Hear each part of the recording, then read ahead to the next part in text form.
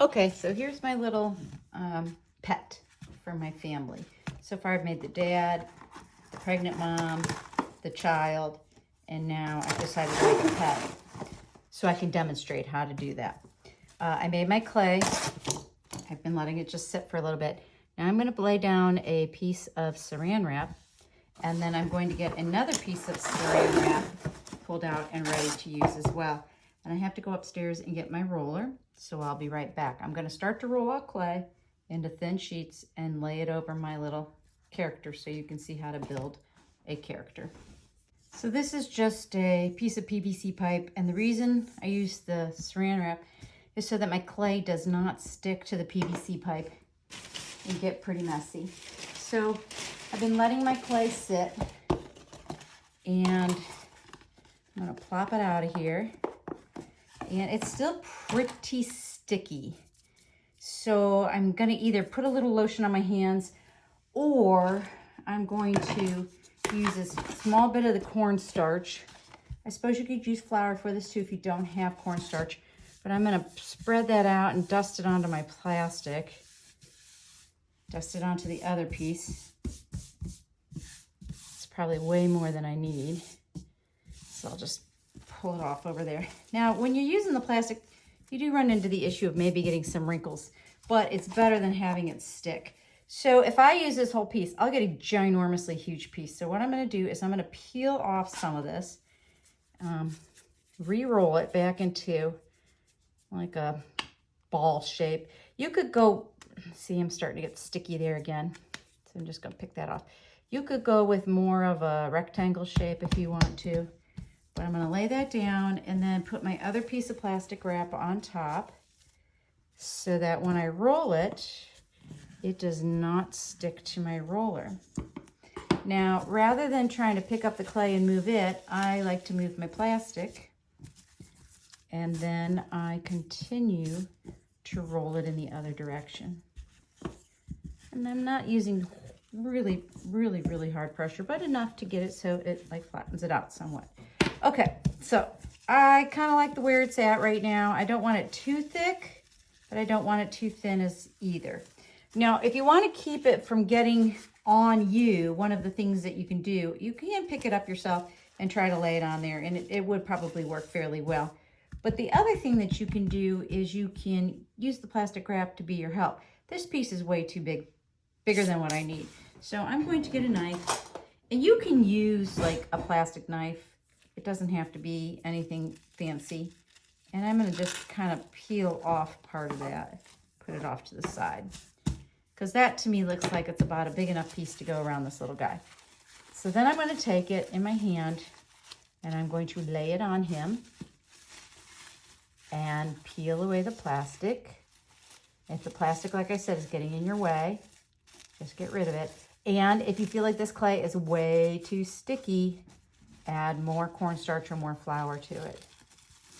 So you notice how I use a really big piece and I have it wrap around the extra spaces and parts like his little fins here, because I don't want it to have a seam where it could possibly break. So I'm gonna go ahead and lay that on there. And I am not doing anything fancy with it yet. I'm basically just getting a basic coat over this whole entire guy. That's my goal. Trying to get it so it'll stay stuck to him. And I do that by making sure that I take it and kind of smear it down. But see, even when I smear it, it doesn't want to smear very well right now. So I'm just kind of pulling at it a little bit and pressing into the tape. I feel like when I get another layer on here that it's going to adhere much better. So I'm going to just go around and try to get one layer across the whole thing.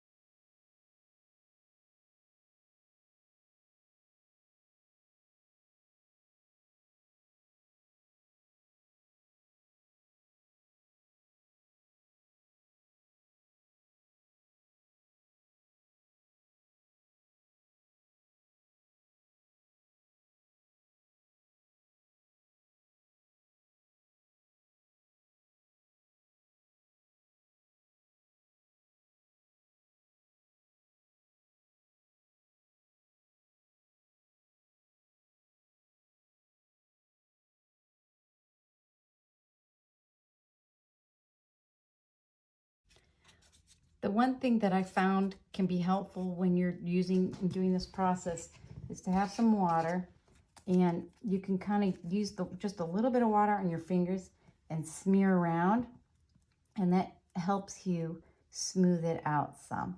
The problem you can run into doing this though is you can make it too sticky. So you really want to be careful. See, like if I try to do that now without water on my finger, I'm just going to pull it up and pull it away, and I don't want to do that. So if you start to use the water, you basically are committed to using water to smooth it down. And that can become an issue. So what I tried to do is cover almost his whole body before I started smoothing him down. But sometimes you just got to do that, otherwise it just doesn't want to stick. All right, now the one thing that I have noticed with this clay is that it tends to take a while to dry. So what I did is I put it in the oven at about 200 degrees. You know, I was thinking to myself, well, you know, I know I can fire polymer clay and get that to harden up, so why couldn't I do that to this? And so I did. And it hardened it up really nicely. I left it in the oven. I have a convection oven, so it like runs this hot air all the way around it as it's running. You might have to leave it in a little bit longer if you don't have that. But like the circulating air, I think, to really help dry it out. So I left it in there about an hour. And then when I took it out and let it cool, it is so hard. It's wonderful. I have not yet come across a modeling material that has this type of strength.